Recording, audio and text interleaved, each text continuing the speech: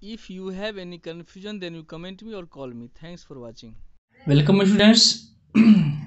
आप लोगों का बहुत दिनों से कमेंट आ रहा था कि सर लिक्विडेशन ऑफ कंपनी पढ़ाइए। तो चलिए आज हम स्टार्ट करते हैं लिक्विडेशन ऑफ कंपनी।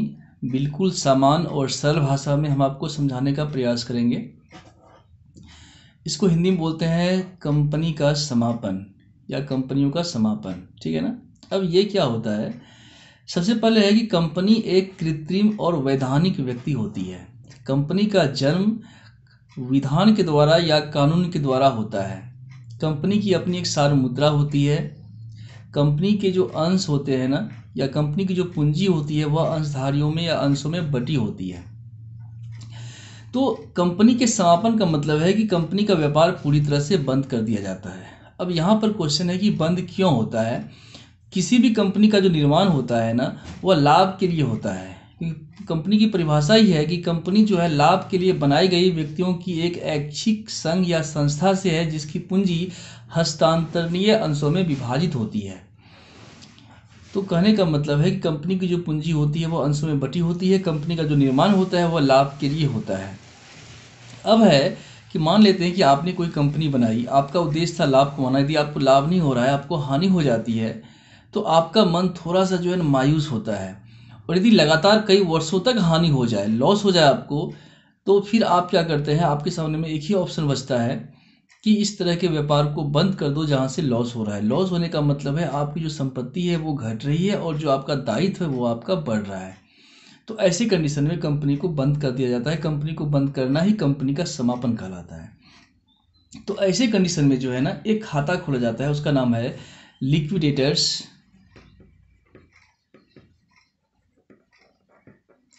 फाइनल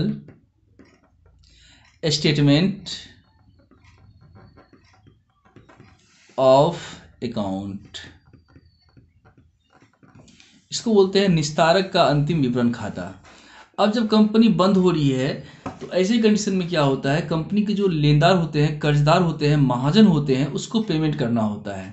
तो पेमेंट करने के लिए किसी एक खास व्यक्ति को नियुक्त करते हैं। उसका काम ही होता है संपत्ति को बेचना और सभी जो ऋण है, बाहरी दायित्व है, उसका भुगतान करना। तो इसी को करने के लिए एक खाता बनाते हैं, उसी का नाम है liquidators final statement of account. तो इसमें जो है बहुत ही सिंपल है, कुछ खास नहीं है। इसमें क्या, इसमें जो है दो पार्ट होता है। इसमें DRCR नहीं होता है, ध्यान रखिएगा आप लोग, ठीक है ना। पहला पार्ट होता है रिसिप्ट का और दूसरा पार्ट होता है पेमेंट का। और ये अमाउंट हो गया, अमाउंट हो गया। तो सबसे पहले आपके पास जो एसेट्स है यहाँ पर लिखते हैं। जो कैश है ना, पहले कैश लिखो। यदि कैश है आपके पास तो कैश इन हैंड लिखो। एक चीज़ यहाँ पर ध्यान देना है कि इसमें DRCR नहीं होता है, टू बाय का प्रयोग भी हम नहीं करते हैं। ये पहला अकाउंट मिलेगा आपको इस पूरे बुक में जहाँ पर हम टू बाय का प्रयोग नहीं करते हैं, DRCR का प्रयोग नहीं होता है। तो इसके DR में हम सबसे पहले क्या लिखते हैं, यदि आपके पास कोई कैश है तो कैश इन हैंड लिखेंगे हम। यदि आपके पास बैंक में रुपया है तो यहाँ पर लिखेंगे हम cash at bank, cash at bank. इसके अलावा जो भी आपके पास एसेट्स है उसको हम बेचेंगे, उससे रकम प्राप्त होगा, तो उसके लिए हेडलाइन आप यहाँ पर लिख सकते हैं एसेट्स रियलाइज्ड।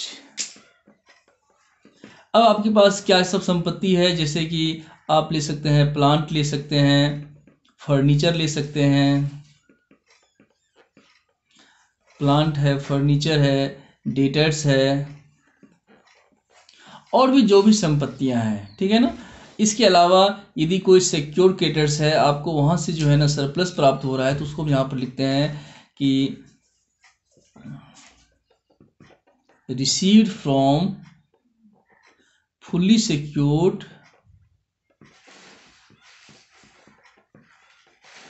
क्रेडिटर्स, ठीक है। इसके अलावा जो है जो भी आपके पास रियलाइज हो रहा है सबको आप लिखो लेफ्ट साइड में। और राइट साइड में क्या सब होता है, सबसे पहला जो होता है ना उसको हम बोलते हैं, जो सारा काम कर रहा है उसको मजदूरी देते हैं, उसको बोलते हैं लिक्विडेटर्स रेमुनरेशन, लिक्विडेटर्स रेमुनरेशन। या लिक्विडेशन कॉस्ट भी इसको बोलते हैं। जो भी क्वेश्चन में दिया रहेगा उसका हम यहाँ पर प्रयोग करेंगे। इसको देने के बाद ही हम क्या करते हैं, जो लेनदार होता है ना उसको हम पेमेंट करते हैं, क्रेडिटर्स। लेनदार को पेमेंट करने के बाद प्रेफरेंस शेयर वाले को पेमेंट करते हैं, प्रेफरेंस शेयर होल्डर। सबसे पहले किसको पेमेंट किए हम, तो लिक्विडेटर्स रेमुनरेशन, इसको हिंदी बोलते हैं निस्तारक का पारिश्रमिक। फिर लेनदार है उसको हम पेमेंट करते हैं। इसके बाद यदि कुछ रकम बच जाता है तो फिर हम प्रेफरेंस शेयर होल्डर को पेमेंट करते हैं। यदि इसके बाद भी कुछ रकम बच रहा है आपके पास तो सबसे लास्ट में हम इक्विटी शेयर होल्डर को पेमेंट करते हैं, इक्विटी शेयर होल्डर अकाउंट। और इसके साथ ही ये अकाउंट क्या होता है, क्लोज हो जाता है। ठीक है ना। तो इसको हम और भी विस्तार से पढ़ेंगे क्वेश्चन के माध्यम से। यदि आपके उन्हें कोई क्वेश्चन हो, सवाल हो तो आप में बेहिचक कमेंट कर सकते हैं, क्वेश्चन कर सकते हैं। और यदि आपको और भी ज़्यादा कन्फ्यूजन हो तो मेरा नंबर दिया हुआ है, आप में कॉल कर सकते हैं 8789046311। आप हमें इस पर कॉल कर सकते हैं, संपर्क कर सकते हैं। हमारा पूरा प्रयास रहेगा आपको सहयोग करने का।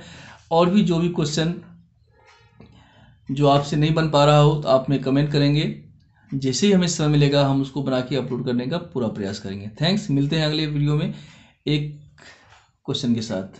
मॉर्निंग स्टूडेंट्स, आप पढ़ रहे हैं liquidation of companies, question number 1। हमने इससे पहले वाले वीडियो में इसके बारे में बताया हुआ है कि इसमें कौन कौन सा खाता बनता है। आइए हम सीधा क्वेश्चन पे आते हैं। क्वेश्चन क्या करेगा और मैं आपको पढ़ के सुना देता हूँ, समझा देता हूँ, फिर इसको बनाने का पूरा प्रयास करते हैं। ठीक है ना। और यदि आपके उन्हें कोई क्वेश्चन हो तो मेरा मोबाइल नंबर दिया होता है, आप में कॉल कर सकते हैं, कमेंट कर सकते हैं, चाहे जिस किसी माध्यम से हो आप हमसे संपर्क कर सकते हैं। ठीक है। क्वेश्चन कह रहा है कि अमेरिकन ट्रांसपोर्ट कंपनी ने जो ऐच्छिक समापन में है अपने सभी लेनदारों को पूर्ण भुगतान कर दिया, निस्तारक अंशधारियों को राशि लौटाने की स्थिति में है। मतलब क्वेश्चन कह रहा है कि जो निस्तारक है ना वह जो है लेनदारों को पेमेंट कर दिया है और रुपया इतना है कि वह शेयर वाले को ही पेमेंट करने के पोजीशन में है। नीचे दिया हुआ है कि निर्गमित अंश पूंजी है 100 प्रेफरेंस शेयर है, 10 आगे है 300 समतांश है जो फुल्ली पेड है, 400 समतांश जो 10 रुपया का है, 8 रुपये पेड अप है। और फिर नीचे कहता है कि पार्षद अंतर नियम के अनुसार पूर्वाधिकार अंशों की समतांशों की तुलना में पूंजी भुगतान के लिए प्राथमिकता है। ठीक है। खर्चा है 140 रुपया, लेनदार इतना है, संपत्ति पर 3740 प्राप्त हुए हैं। आंशिक रूप से भुगतान किए हुए अंशों पर प्रति अंश 2 रुपये की याचना की गई, सभी अंशों पर संपूर्ण राशि प्राप्त हो गई, परंतु 1 शेयर होल्डर हुए हेल्ड कितना 100 शेयर है, पेमेंट नहीं किया आपको। आइए एक बार हम आपको क्वेश्चन अपने भाषा में समझा देते हैं, क्वेश्चन क्या कर रहा है। ठीक है। ये हमने लाइन खींचा हुआ है, इसमें जो खाता बनता है उसका नाम है liquidators final statement of accounts. और ये मेरा मोबाइल नंबर दिया हुआ है, आप चाहे तो हमें इस पर संपर्क भी कर सकते हैं 8789046311। तो इसमें जो है पहले यहाँ पर लिखते हैं लेफ्ट साइड में रिसिप्ट लिखते हैं और राइट में क्या लिखते हैं, पेमेंट लिखते हैं। क्वेश्चन कह रहा था कि समता अंशों को जो है ना, ये पूर्वाधिकार अंशों को समता अंशों की तुलना में पूर्वाधिकार प्राप्त है। कहने का मतलब है कि जो आज जो कंपनी बंद हो रही है तो सबसे पहले हम किसको पेमेंट करेंगे, सबसे पहले हम लेनदार को पेमेंट करेंगे, लेनदार के बाद जो है पूर्वाधिकार अंश को पेमेंट करेंगे, उसके बाद यदि कुछ रकम बचता है तो समता अंश को पेमेंट करेंगे। आगे लिखा हुआ है कि संपत्ति से प्राप्त हुआ है 3740, यहाँ पर लिखेंगे हम एसेट्स रियलाइज्ड, एसेट्स रियलाइज 3740। आगे लिखा हुआ था कि समतांश 2 तरह का है, एक है 300, एक है 400। तो जो 300 शेयर है ना वो फुल्ली पेड है, मतलब 10 का शेयर 10 आपको दे दिया है। फिर आगे जो 400 समतांश है ना वो 10 रुपये का है, लेकिन 8 रुपया ही दिया गया है। तो जो 8 रुपया दिया गया है और जो 2 रुपया बाकी रह गया है, आज कंपनी 2 रुपया मांग रही है, उसको हम यहाँ पर लिखेंगे कि कॉल्ड अप मतलब मांगा गया। कितना, तो 400 शेयर, 400 इक्विटी शेयर्स।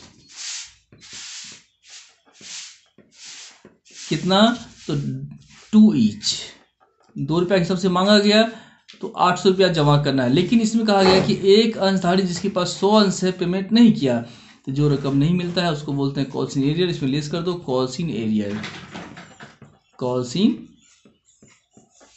एरियर। कितना, 100 गुना 2, 200 रुपया आपको नहीं मिला, आपको मिला कितना, 600 मिला। ठीक है ना। रुपया आ चुका है, अब हम क्या करेंगे, पेमेंट करेंगे। हमने इससे पहले वाले वीडियो में आपको समझाया हुआ है। सबसे पहले पेमेंट किसको करते हैं, तो सबसे पहला पेमेंट होता है समापन का खर्च का, लिक्विडेशन एक्सपेंस, लिक्विडेशन एक्सपेंस 140 रुपया समापन के खर्च हुए हैं। इसके बाद हम किसको पेमेंट करेंगे? इसके बाद हम पेमेंट करेंगे लेनदार को, क्रेडिटर्स। दिया हुआ है 2225 का लेनदार है। इसके बाद हम किसको पेमेंट करेंगे? लेनदार के बाद जो है अगला बारी आता है प्रीफरेंस शेयर वाले का, तो प्रीफरेंस शेयर होल्डर। कितना प्रीफरेंस शेयर है? एक मिनट हम देख लेते हैं दोबारा। 100 पूर्वाधिकार अंश है 10 रुपये का, तो ये हो गया 1000, ठीक है ना। तो रुपया कितना आपके पास वो भी देख लेते हैं। रुपया हमारे पास 37 और ये 6, 713, 4340 रुपया है। इसमें से आपने पेमेंट किया है कितना? 2225, 140 और 1000। तो सबको जोड़ के इसे माइनस कर दो। जो रुपया बचता है ना, कितना बचता है माइनस करने के बाद? ये आता है 975। ये किसको मिलेगा? ये मिलेगा समता अंशधारी को। समता अंश कितना है? एक है 300, आइए थोड़ा सा वर्किंग कर देते हैं आपकी सुविधा के लिए। एक 300 समतांश है, एक 400 समतांश है। तो 400 जो था वो 8 रुपया पेड अप था, 2 रुपया नहीं दिया था, आज 2 रुपया मांगा गया। तो इसमें से क्या है, 400 में से 100 शेयर वाले ने पेमेंट नहीं किया। जो पेमेंट नहीं किया है उसके शेयर को जब्त कर लिया गया होगा, अर्थात 300 फुल्ली पेड अप और फिर दोबारा 300 फुल्ली पेड अप। कुल कितना हो गया? 600 शेयर हो गया। तो आप यहाँ पर क्या कीजिए, ये मिलेगा इक्विटी शेयर होल्डर को। कितना मिलेगा? तो कुल रुपया है 975। 975 में शेयर है 600, 600 से भागा लगा दो, अर्थात 1 रुपया ये होता है 62.5 पैसा, ठीक है ना। 1 रुपया 62.5 पैसा किसको मिलेगा? ये मिलेगा समता अंशधारी को मिलेगा, ठीक है ना। तो इस वीडियो में इतना ही है। वीडियो के पसंद आने पर लाइक शेयर सब्सक्राइब करना नहीं भूलिएगा, और यदि कोई क्वेश्चन हो तो आप बेशक कमेंट कीजिएगा, आप कॉल भी कर सकते हैं। थैंक्स।